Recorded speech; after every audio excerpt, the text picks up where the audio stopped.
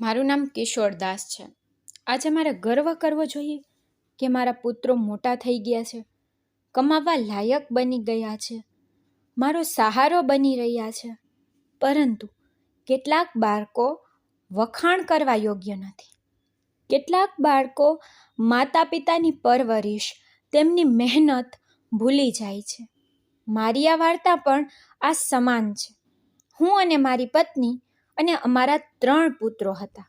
એકનું નામ ઉમેશ હતું, અને બીજાનું નામ ઉમંગ, અને ત્રીજાનું નામ ઉત્કર્ષ હતું. 2 પુત્રોએ લગ્ન કરી લીધા હતા, જ્યારે ત્રીજો પુત્ર હજી કુંવારો હતો. મેં આ ઘરને મારા સખ્ત કમાયેલા પૈસાથી બનાવ્યું, અને મારી પત્નીએ આ ઘરને તેના હાથથી શણગાર્યું. બાળકોની પરવરિશ કરી, અભ્યાસ કરાવ્યો, અને આજે તે એટલા મોટા થઈ ગયા કે તેને તેના પિતાની આંખોમાં આંખ નાખીને વાત કરવાનું શરૂ કરી દીધું હતું. હવે તેને આ મકાનમાં અમારી હાજરી પણ ગમતી નથી. હું અને મારી પત્ની અમારા રૂમમાં બેઠા હતા, એકબીજાની ખુશી અને દુઃખના સાથીઓ, એકબીજા સાથે વાત કરી રહ્યા હતા. ત્યારે મારો મોટો પુત્ર ઉમેશ ઓરડામાં આવ્યો અને કહ્યું કે તમને શું જોઈએ છે? તમે આખી જિંદગી અય્યાશીમાં પસાર કરી છે. હવે જો આ થોડો સમય છે, આમ ખર્ચ ન કરો તો પછી તમે મરી જશો નહીં. આ અવાજ બીજા કોઈનો નહીં, પણ મારા મોટાના મોટા પુત્રનો હતો, જેના માટે મેં મારા બધા જીવનનું બલિદાન આપી દીધું હતું, જેના માટે મેં મારી આખી જિંદગી દાવ પર મૂકી દીધી હતી. મેં તરત જ મારી આંખો ઊંચી કરી અને મારી પત્ની તરફ જોયું, જેની આંખોમાં આંસુ આવવા લાગ્યા. તેને સમજાઈ ગયું કે હવે અમારા પુત્રો બાળકો નથી, પણ યુવાન બની ગયા છે. મેં મારા દીકરાને કહ્યું કે પુત્ર ઉમેશ, તું અમારી સાથે આ કેવા પ્રકારની વાતો કરે છે? અમે તારા માટે શું ન કર્યું? અને હવે જ્યારે તમે લોકો કમાવા માટે લાયક બન્યા છો, તો અમને કહી રહ્યા છો કે અમારે કંઈક હિસાબે ચાલવું જોઈએ. તો તેને તેના હાથના હાવભાવથી ચૂપ રહેવાનો ઈશારો કર્યો અને કહ્યું, હું કોઈ ભૂલ કરી રહ્યો નથી. હું માત્ર સમજાવી રહ્યો છું કે તમારે લોકોને ઉપરના રૂમમાં રહેવું જોઈએ, જેથી એસી અને લાઇટ બંધ રહે. ખબર છે કેટલું બિલ આવે છે? મેં કહ્યું, દીકરા, એમ ન કે. એક સમય હતો જ્યારે હું પણ લાઇટ બિલ જમા કરતો હતો, અને તમે ઉપરના ઓરડામાં જવાની વાત કરો છો, જે છત પર બનાવવામાં આવ્યો છે. તમે લોકો જાણો છો કે ઉનાળા દરમિયાન છત પર કેટલી ગરમી થાય છે. ઉપરનો ઓરડો સૂર્યપ્રકાશથી ગરમ રહે છે. આ ઉંમરે ત્યાં જીવવું ખૂબ મુશ્કેલ હશે. રાત્રે તો કોઈ વ્યક્તિ કોઈ રીતે ગરમી સહન કરી લે છે, પરંતુ દિવસ દરમિયાન સૂર્ય માથાની ઉપર ઊભો રહે છે. મારો પુત્ર મારી વાત સાંભળવા તૈયાર નહોતો. વારંવાર દલીલ કરી રહ્યો હતો કે અગાઉના લોકો તો ખુલ્લા મકાનોમાં રહેતા હતા. તો મેં તેને સમજાવ્યું કે અગાઉના લોકો ઘરોમાં વૃક્ષોનો ઉપયોગ કરતા હતા, જેની છાયા સૂર્યમાં પણ ઠંડી છાયા આપતી હતી. તેને કહ્યું કે બસ પિતાજી, મેં તમને કહ્યું કે હવે તમે નીચે નહીં રહો, અને આ નિર્ણય અમે 3 ભાઈઓએ કર્યો છે. મેં કહ્યું કે દીકરા, મારા પેન્શનના પૈસા પણ તમારી પાસે આવે છે. તમે લોકો અમારા માટે આટલું કરી શકતા નથી?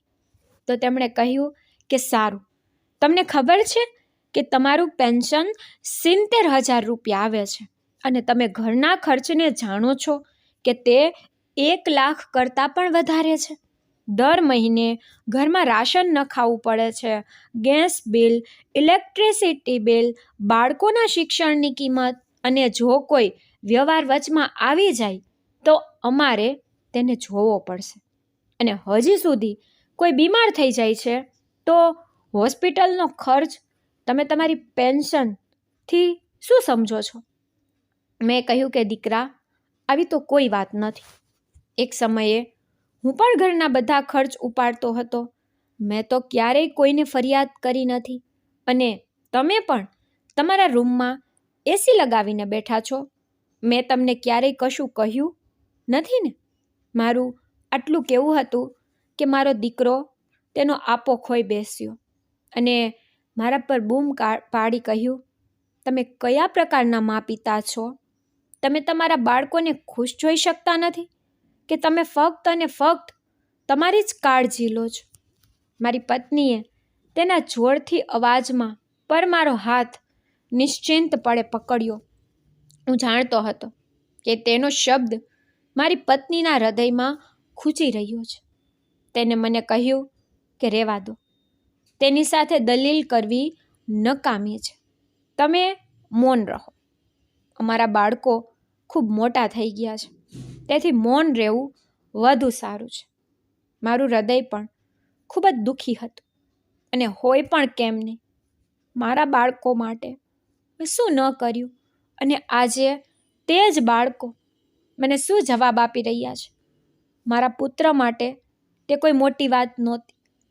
ઓરડામાંથી બહાર નીકળતા પહેલાં મેં મારા દીકરા પર એક ઊંડી નજર નાખી અને કહ્યું કે પુત્ર, એક દિવસ ચોક્કસ તને અફસોસ થશે.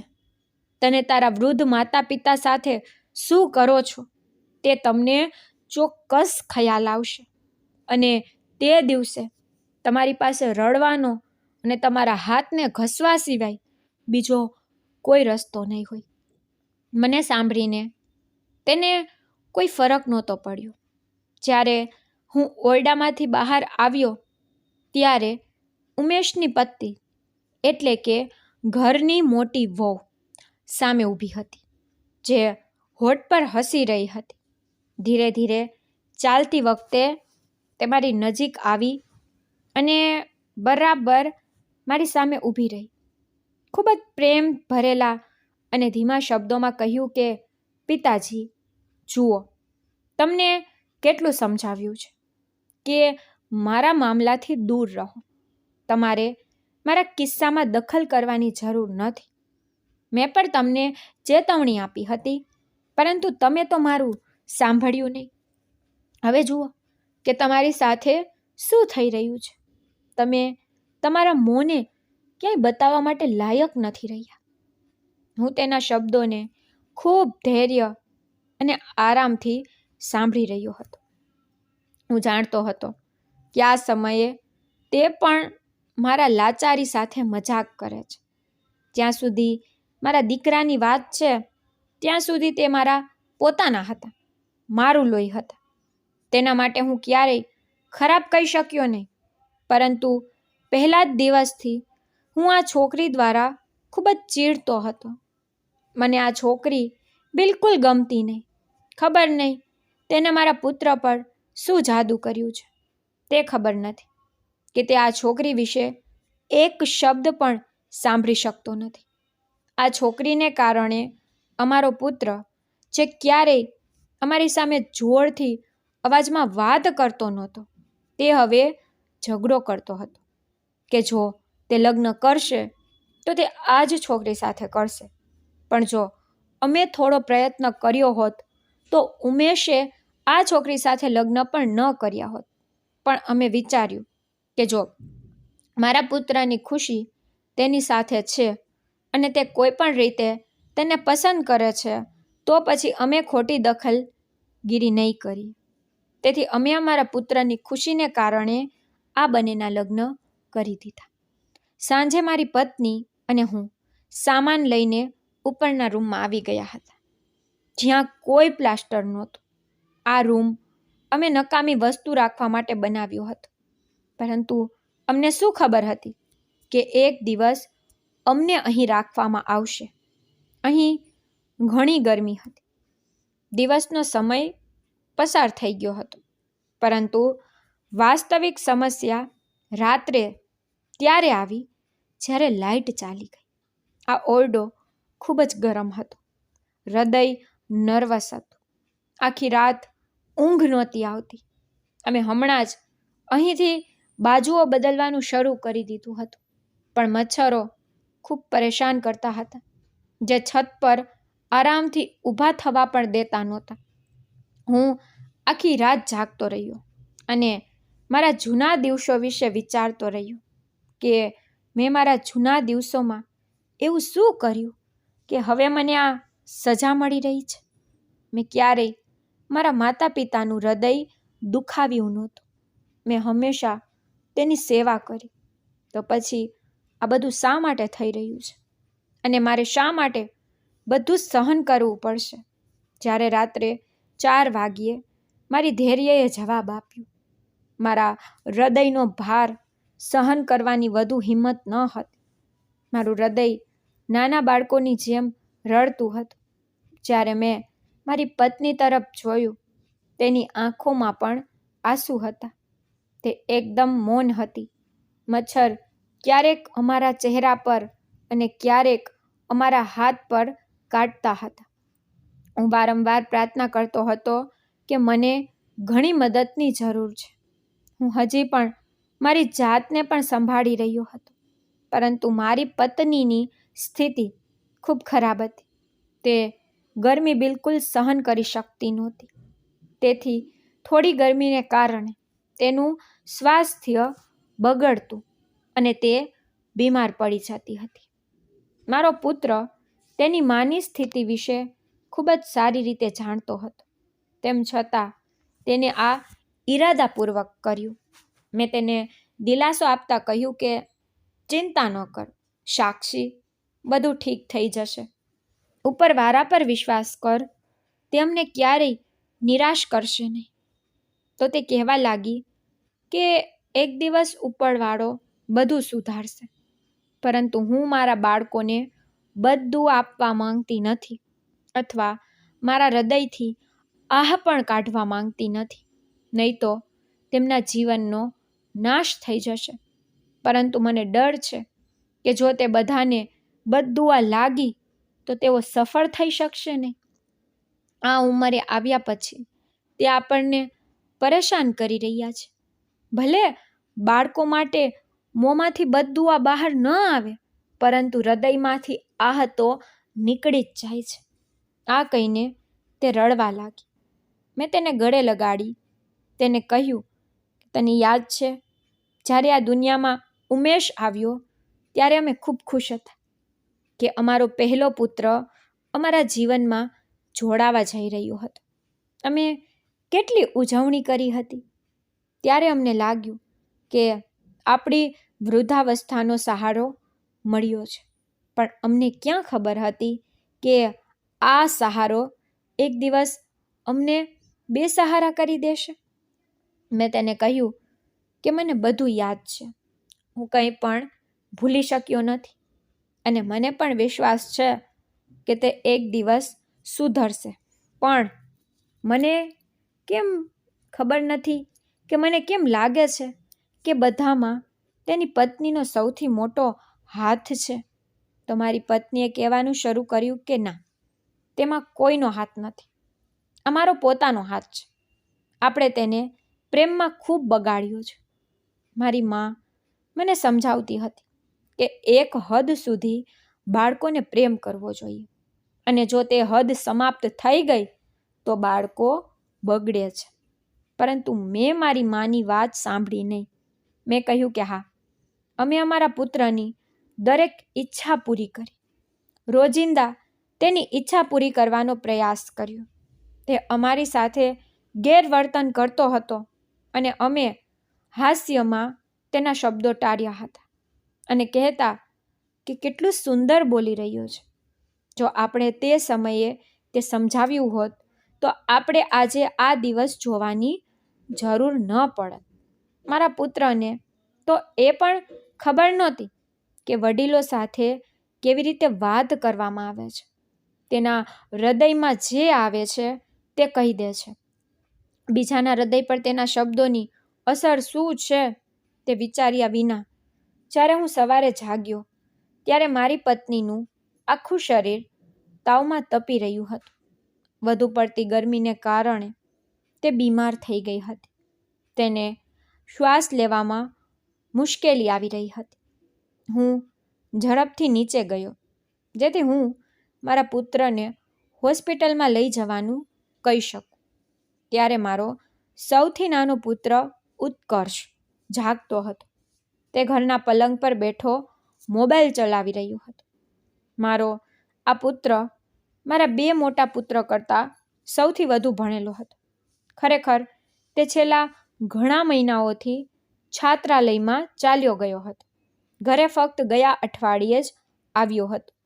મેં તેને કહ્યું કે પુત્ર ઉત્કર્ષ, તમારી માની તબિયત સારી નથી, ચાલો તેને હોસ્પિટલ લઈ જઈએ. પરંતુ તેણે દ્વેષપૂર્ણ શબ્દોમાં કહેવાનું શરૂ કર્યું કે કૃપા કરીને મારા પર દયા કરો. મારી પાસે પૂરતા પૈસા નથી કે હું મારી માની સારવાર કરાવી શકું, અને હું જેટલી કમાણી કરું છું તેટલું તો મેં મારા અભ્યાસ પણ ખર્ચી નાખ્યું છે. આ સાંભળીને મારી આંખોમાં આંસુ આવી ગયા હતા. મને લાગ્યું કે જાણે મેં મારા જીવનની બધી કમાણીને બરબાદ કરી દીધી હોય. આજ પહેલાં ક્યારેય મેં આટલી મુશ્કેલીનો સામનો કર્યો ન હતો. મેં કહ્યું કે પુત્ર, જો તને એટલી કાળજી હોય તો પછી તારી માની થોડી સંભાળ રાખ, કારણ કે તે સ્ત્રી છે જે તને આ માર્ગ સુધી લાવી છે કે આજે તું ખૂબ મોટી કમાણી કરે છે. પરંતુ તેને મારા શબ્દોની અવગણના કરી દીધી અને ઘરની બહાર નીકળી ગયો. હું ઉપર ગયો અને ગરીબ તેની પત્નીના ચહેરા તરફ જોયું. મેં તેને કહ્યું કે હવે આપણા માટે કંઈ જ બાકી નથી. આપણે અહીંથી ચાલી જવું જોઈએ, કારણ કે હવે આપણે અહીં રહી શકતા નથી. આપણા પોતાના મકાનમાં કોઈ માન નથી. તો તે કહેવા લાગી કે તમે વિચાર્યું છે કે અમે આ ઉંમરે ક્યાં જશું, જ્યાં અમારા પુત્રોએ અમને કાઢી મૂક્યા છે? કોણ અમને સ્વીકારશે? તમે મારા કારણે તમારા પરિવારના બધા સભ્યોથી અલગ થયા હતા. બાકીના સંબંધીઓ સાથે તમે સંબંધ પણ સમાપ્ત કર્યો હતો.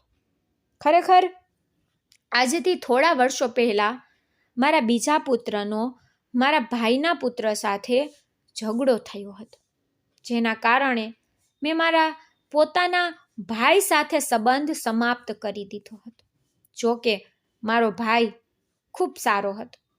મારા ભત્રીજાઓએ પણ મારી ખૂબ કાળજી લીધી હતી. દર મહિને તે મને મળવા આવતા હતા, મારા માટે ખોરાક લાવતા. મારા પોતાના દીકરાઓએ પણ ક્યારેય મારી આટલી કાળજી લીધી ન હતી. આજે હું મારા ભાઈ અને તેના બાળકોને ખૂબ યાદ કરી રહ્યો હતો અને દિલગીર હતો કે જો તે સમયે મેં આ પગલાં લીધા ન હોત તો આજે તે મારી મદદ કરવા આવ્યા હોત. હું મારી પત્ની સાથે રસ્તા પર ચાલતો હતો. બંને તદ્દન વૃદ્ધ હતા. થોડા વર્ષ પહેલાં અમે આ રસ્તાઓ પર ચાલતા હતા, પરંતુ તે સમયે પરિસ્થિતિ થોડી અલગ હતી. અમારા હૃદયને દિલાસો હતો. અમે જાણતા હતા કે અમારું ઘર હાજર છે, જ્યાં અમે જઈ શકીએ છીએ, અને અમારા જીવન પણ સારું છે, જ્યાં અમે અમારી ઈચ્છાઓને પૂર્ણ કરી શકીએ છીએ. સાક્ષીએ મારો હાથ પકડ્યો અને રડવાનું શરૂ કર્યું કે હવે હું વધુ સહન કરી શકતી નથી, હું ચાલી શકતી નથી. પછી તે જમીન પર પડી ગઈ હતી. ખરેખર વૃદ્ધાવસ્થાને કારણે તેના ઘૂંટણમાં પીડા હતી અને થોડું ચાલવાને કારણે તેનો શ્વાસ ફૂલી ગયો હતો. મેં મારી પત્નીને સહારો આપ્યો અને ફરીથી ઊભા કરવાનો પ્રયત્ન કર્યો, પરંતુ આ વખતે તે તેના ચહેરા પર જમીન પર પડી ગઈ. જમીન સાથે ભટકાવાને કારણે તેના મોંમાંથી લોહી નીકળવાનું શરૂ થઈ ગયું. તેને પીડામાં રડવાનું શરૂ કર્યું. મારા હાથ અને પગ ફૂલાઈ ગયા. મેં ફરીથી જોરથી બૂમ પાડવાનું શરૂ કર્યું અને મારા પુત્રને અવાજ આપ્યો. મારો બીજો દીકરો ઉમંગ અવાજ સાંભળીને બારીમાં આવી ગયો. પરંતુ જ્યારે તેને જોયું કે હું અવાજ કરી રહ્યો છું તો બારી બંધ કરી દીધી અને અંદર પાછો ચાલ્યો ગયો. તેણે મને કહેવાનું શરૂ કર્યું કે હું ખૂબ જ ખુશ છું કે મેં મારા જીવનના બધા વર્ષ તમારી સાથે વિતાવ્યા અને સૌથી વધુ ખુશી એ છે કે હું તમારા હાથમાં મરી રહ્યો છું. અમે બંને હંમેશા એકબીજાને પ્રેમ કરતા હતા, પછી ભલે ને તે મુશ્કેલ હોય કે સરળ. ત્યારે એક છોકરો કારમાંથી ઉતર્યો ત્યારે અમે બંને રસ્તા પર હતા. તે ખરાબ રીતે ગભરાયેલો હતો.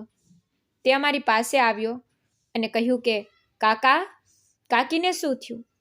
મેં તેને જે બન્યું તે કહેવાનું શરૂ કર્યું તો તેને મારા ઘર તરફ નફરત ભરી નજરે જોયું અને મારા દીકરાઓને ગાળો દેતા કહેવાનું શરૂ કર્યું કે હું હમણાં કાકીને હોસ્પિટલમાં લઈ જઈશ, તમારે ગભરાવાની જરૂર નથી. તે મારા પુત્રને ખરાબ કહેવા લાગ્યું. મેં કહ્યું, દીકરા, ભગવાન માટે મારા બાળકોને ખરાબ ન કહેતો, તેઓ તો મારા જીગરના ટુકડાઓ છે. છોકરો હસ્યો અને કહ્યું કે કાકા, તમે ખરાબ ન લગાડો, પરંતુ ઉપરવાળો આ જોઈ રહ્યો છે. તમારા આંસુ તેનું સત્યનાશ કરવા માટે ઘણા છે. તે છોકરો અમને હોસ્પિટલમાં લાવ્યો, પરંતુ મારી કમનસીબી એ હતી કે મારી પત્ની આ દુનિયાથી ચાલી ગઈ હતી. હું રડતો હતો, ચીસો પાડી રહ્યો હતો. મેં છોકરાને કહ્યું કે મારા બાળકોને ફક્ત એકવાર ફોન કરી દે, ફોન પર વાત કરવા દે. હું તેમને કહી શકું કે તેની માં મરી ગઈ છે. હોઈ શકે છે કે માની ખાતર તેમનું હૃદય ઓગળી જાય અને તે અમને મળવા આવવા માંગે. મને સાંભળીને તેને મારી પાસેથી નંબર લીધો અને મારા પુત્રને કોલ કર્યો. પછી ઉમેશે બીજી બાજુ કોલ ઉપાડ્યો તો હું રડવાઈ પડ્યો. મેં કહ્યું, દીકરા, મારે તારી સાથે વાત કરવી છે. બીજી બાજુ ફોન નફરતથી ભરેલો હતો. તેને કહેવાનું શરૂ કર્યું કે પિતાજી, હું તમારા જવાથી ખૂબ ખુશ છું. જ્યારે મને ખબર પડી કે તમે જાતે જ અમારા ઘરેથી ચાલ્યા ગયા છો, નહીં તો હું સવારથી વિચારી રહ્યો છું કે તમે લોકો અમારા માટે બોજ સિવાય કંઈ નથી. આ શબ્દ સાંભળીને હું તૂટી ગયો. સામેલા બેસેલા છોકરાએ પણ મને આશ્ચર્ય સાથે જોવાનું શરૂ કર્યું અને કહેવાનું શરૂ કર્યું કે કોઈ પુત્ર આટલો બેમતલબ કેમ હોઈ શકે છે. મેં તેને કહ્યું કે પુત્ર, આવી વાત નથી. હું ફક્ત તેને આ કહેવા માટે ફોન કર્યો કે તારી માં મરી ગઈ છે. તમારી માને છેલ્લી વખત વિદાય આપવા આવજો. તમે તેનો ચહેરો જોવા માંગતા હો તો તમે આવી શકો છો. હું હોસ્પિટલમાં છું. તો ઉમંગે એમ કહેવાનું શરૂ કર્યું કે કોઈ વાત નહીં પિતાજી, મારી ખૂબ જ મહત્વપૂર્ણ બેઠક છે જેમાં મારે જવું આવશ્યક છે. જો હું મીટિંગમાં હાજર ન હોઉં તો મને લાખોનું નુકસાન થશે. પણ ચાલો, હું હજી પણ પ્રયત્ન કરું છું. હું આ વિશે ઉત્કર્ષ અને મોટા ભાઈને કહી દઉં છું.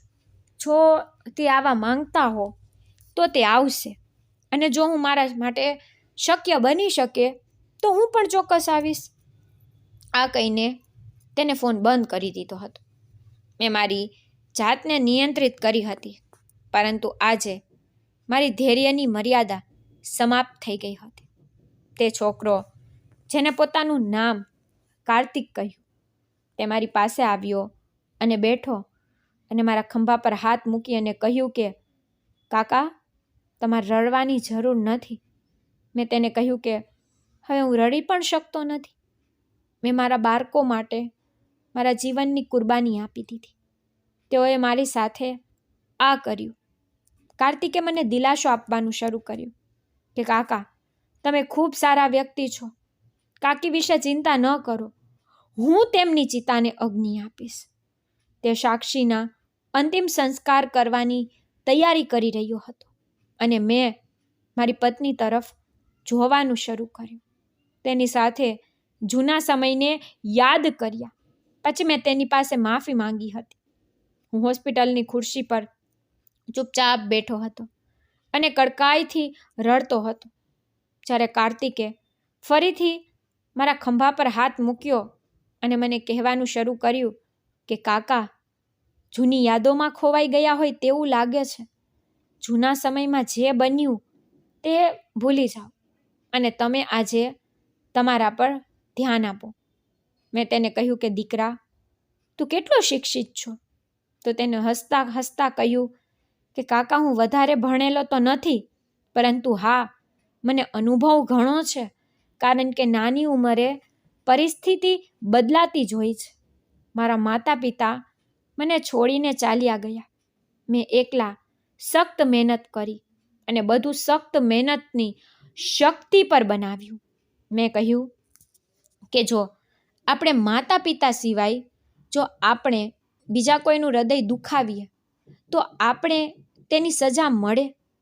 તો પછી તેને મારી તરફ કાળજીપૂર્વક જોવાનું શરૂ કર્યું અને કહેવાનું શરૂ કર્યું કે કાકા, એક વાત છે, મને જે ખબર છે તે છે કે જેની જવાબદારી આપણા માતા પિતાએ આપણા માથા પર મૂકી હોય, પછી ભલે તે મનુષ્ય ગમે તે હોય, પછી ભલે તે ભાઈ બહેન હોય અથવા બહારની કોઈ વ્યક્તિ, આપણે આપણી જવાબદારી પૂરી કરવી જોઈએ અને તે વ્યક્તિનું સંભાળ આપણા માતા પિતાની જેમ રાખવી જોઈએ. આ કહીને તે મૌન હતો અને મને પણ મારા પ્રશ્નનો જવાબ મળ્યો હતો. કારણ કે એક વખત મેં મારી ફઈ સાથે આવું કર્યું હતું અને આજે મારો દીકરો મારી સાથે એવું જ ખરાબ કરી રહ્યો છે. પણ મેં મારા બાળકોને ખૂબ પ્રેમથી રાખ્યા હતા, પણ સાથે તેમને ખૂબ બગાડ્યા પણ હતા. મેં તેની આદત બગાડી હતી. જ્યારે પણ તે મને વાતો કહેતા, ગાળો સંભળાવતા, ત્યારે હું ખુશ થતો હતો અને મારી પત્નીને જોતા કહેતો કે જો, તેઓ મને ગાળો આપી રહ્યા છે, તેમના મોંથી આ બધું કેવું સારું લાગે છે. પણ જો તે જ સમયે મેં તેને તમીઝ શીખવી હોત, જો મેં તે સમયે તેમને મૌન બનાવ્યા હોત, તો આજે ખરાબ દિવસો ન હોત. જેમ કે હું તેનો પિતા નથી, પણ તે મારા પિતા છે અને જો હું તેને ક્યારેય કંઈક કહું છું તો તે મને ખૂબ આનંદ સાથે જવાબ આપતા કે તમે બાળપણમાં અમારા શબ્દો પર ખૂબ ખુશ થતા. હવે શું થયું છે તમને અમારી વાતો વિશે? ખરાબ લાગવાનું શરૂ થયું છે? પછી હું તેમને સમજાવતો કે હું તમારા કરતાં મોટું છું, હું તમારો પિતા છું. તો તે મને કહેતા કે બાળપણમાં તો તમે અમને ક્યારેય સમજાવ્યું નહીં, તેથી તમારે અત્યારે પણ કંઈ સમજાવવાની જરૂર નથી. અમે જે પણ કરીએ અમારી સ્વતંત્ર ઈચ્છા પર કરીશું. હવે મારી પાસે હાથ ઘસવા સિવાય બીજો કોઈ રસ્તો નહોતો. તે ફક્ત મારા પેન્શન પર જ નજર રાખતા હતા. જ્યારે પણ મારો પગાર આવતો ત્યારે તે દિવસે મારી નજીક બેસતા અને મારી સાથે મીઠી રીતે વાત કરતા. તે જ કારણ હતું કે હું પણ મારા પગારની રાહ જોતો હતો. કારણ કે આ તે દિવસ હતો જ્યારે મને મારા પુત્રો સાથે બેસવાની તક મળી. જો આ સિવાય હું તેને ક્યારેય 2 કલાક બેસવાનું કહીશ તો તે કહેશે કે અમારી પાસે સમય નથી અથવા ગુસ્સો કરતા. તે દિવસે લાંબા સમય સુધી હું હોસ્પિટલમાં બેસીને રડતો રહ્યો અને મારી પત્ની તરફ જોતો રહ્યો, જે બાળપણમાં તેના મારા બાળકોના નાના હાથ જોઈને ખુશ રહેતી હતી. તે તેમને પ્રેમ કરતી અને તેને તેની છાતી પર રાખતી. આજે કોઈ પુત્ર તેને મળવા તૈયાર નહોતો. મારા પુત્રો માટે હું મારા જીવનમાં પહેલીવાર નફરત અનુભવી રહ્યો હતો. મારી પત્નીનો અંતિમ સંસ્કાર કરવામાં આવ્યો હતો અને હવે હું રસ્તાની બાજુમાં બેઠો હતો. કાર્તિકે કહ્યું કે કાકા, હવે તમે મારી સાથે મારા ઘરે જાઓ. મારી પાસે આ દુનિયામાં કોઈ નથી અને તો તમારી પાસે પણ આ દુનિયામાં કોઈ જ છે. તેથી આપણે બંનેને એકબીજાની ખુશી અને દુઃખનું ભાગીદાર બની જવું જોઈએ. પણ મેં તેનો ઇનકાર કર્યો, કારણ કે હું કોઈ પર બોજ બનવા માંગતો ન હતો. બીજું કારણ એ પણ હતું કે તે મને પણ ઓળખતો નહોતો અને મને તેના ઘરે રહેવાની ઓફર કરતો હતો. તે મારી જવાબદારી લઈ રહ્યો હતો. તેનો મારા પર એહસાન હતો અને નાનપણથી હું કોઈનો એહસાન લેતો નહોતો. ત્યાં બેસીને મેં થોડો સમય વિતાવ્યો. જ્યારે મારું હૃદય સ્વાસ્થ્ય બગડવાનું શરૂ થયું, અંધકાર મારી આંખો સામે શરૂ થયો અને હું બેભાન થઈ ગયો. જ્યારે મને ફરી હોશ આવ્યો ત્યારે હું કાર્તિક સાથે હાજર હતો. તે મારા પગ પાસે બેસીને કહેતો હતો કે કાકા, મારા માતા પિતાને મરી ગયાને ઘણા વર્ષો થયા છે, પરંતુ જ્યારે મેં તમને અને કાકીને જોયા ત્યારે મને લાગ્યું કે હું મારા માતા પિતાને પાછો મળું છું. મને તમારી ખૂબ જરૂર છે. શું તમે મારા માથા પર હાથ મૂકી શકો છો? તમે મને તમારો દીકરો કહી શકો? હું માતા પિતાના પ્રેમ માટે તડપી રહ્યો છું. મેં તેને ગળે લગાવી અને કહ્યું કે મારા પોતાના પુત્રએ તો મને ક્યારેય એટલો પ્રેમ નથી આપ્યો, પણ તું મને ખૂબ માન આપી રહ્યો છે. જો તમે મારા દીકરા કહેવાથી તમારું હૃદય હળવું અનુભવે છે તો હું ચોક્કસ તને પુત્ર કહીશ અને તેના બદલે માનીશ પણ. પછી દિવસો ઝડપથી ચાલી રહ્યા હતા અને હું કાર્તિકના ઘરે હતો. જ્યારે થોડો સમય પસાર થયો ત્યારે મને ખબર પડી કે મારા બાળકો ખૂબ જ જલીલ થઈ રહ્યા છે. આ સમાચાર સાંભળીને મારા હૃદયને દુઃખ થયું. મારો મોટો પુત્ર જે લાંચ લેતા પકડાયો, તે તેની નોકરી ગુમાવી બેઠો અને પોલીસ પણ તેને પકડીને લઈ ગઈ. બીજા પુત્રની નોકરી પણ ચાલી ગઈ. જે ત્રીજો પુત્ર હતો તે અકસ્માતમાં પગેથી લાચાર બની ગયો હતો. તે દિવસે જ્યારે હું મારા પુત્રોના ઘરે ગયો ત્યારે તેમના મોં આશ્ચર્ય સાથે ખુલ્લા રહી ગયા હતા. તે સમજતા હતા કે કદાચ હું ક્યાંક ખોવાઈ ગયો છું. મારો મોટો પુત્ર મારી પાસે આવ્યો અને મને ગળે લગાવી અને રડવાનું શરૂ કર્યું. મેં પણ તેને ગળે લગાવી લીધો. મને પણ સમજાયું કે તે કેટલી તકલીફમાં છે, પણ હું તેને દિલાસો આપી રહ્યો હતો. તે મારી પાસે માફી માંગી રહ્યો હતો. મારા બાકીના પુત્રો પણ મારા પગમાં પડ્યા અને કહેવાનું શરૂ કર્યું કે પિતાજી, અમે જાણતા નહોતા કે તમારા ગયા પછી આ બધું અમારી સાથે થશે. કદાચ અમે તમારી સાથે જે કર્યું તેની અમને સજા કરવામાં આવી છે. અમને આ સમયે તમારી ખૂબ જરૂર છે. તમે ક્યાં ગયા હતા? તમારી પાસે માફી માંગવા માટે અમે તમને ઘણીવાર શોધ્યા, પરંતુ તમે અમને ક્યાંય મળ્યા નહીં. અમે ખૂબ જ શરમ અનુભવીએ છીએ. મારો મોટો દીકરો રડવાનું શરૂ કર્યું અને કહ્યું કે અમે તમારા વિના જીવીશું નહીં. હવે તમે ક્યાંય નહીં જશો. અમે તમારી સાથે રહેવા માંગીએ છીએ. હું પણ રડતો હતો. મેં તેમને માફ કરી દીધા હતા, કારણ કે ભગવાને તેમની પાસેથી બદલો લીધો હતો. પરંતુ મેં તેને સ્પષ્ટપણે ના પાડી કે હું તમારી સાથે રહી શકીશ નહીં. તેને પણ કહેવાનું શરૂ કર્યું કે ના પિતાજી, આ ન થઈ શકે. હું જાણતો હતો કે કાર્તિકે મને તેની પાછળ સહારો આપ્યો, તેથી હું મારા પુત્રો માટે તેને કેવી રીતે છોડી શકું. તેથી હું કાર્તિક સાથે રહું છું અને ક્યારેક મારા બાળકોને મળવા આવું છું. હવે મારા બાળકો પહેલાં જેવા નથી રહ્યા. તે ઘણા સુધરી ગયા છે. તો મિત્રો, આશા રાખું છું તમને અમારી વાર્તા ગમી હશે. વાર્તા ગમી હોય તો વિડીયોને લાઈક કરો અને ચેનલને સબસ્ક્રાઈબ કરો અને હા, નોટિફિકેશન બેલ દબાવો જેથી તમને આગળની અપડેટ સૌથી પહેલાં મળી રહે. ધન્યવાદ.